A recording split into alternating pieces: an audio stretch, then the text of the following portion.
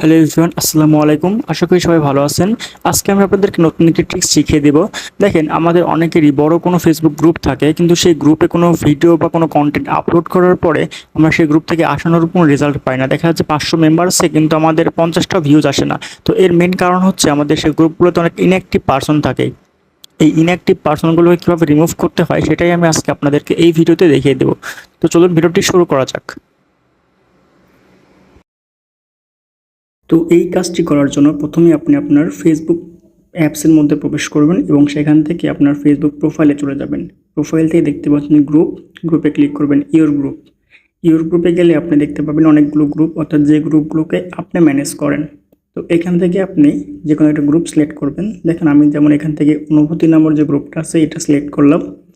করার পরে আমার যে নেমটা আছে অনুভূতি, এটার উপর প্রেস করব। এটার উপর প্রেস করার পর নিচের দিকে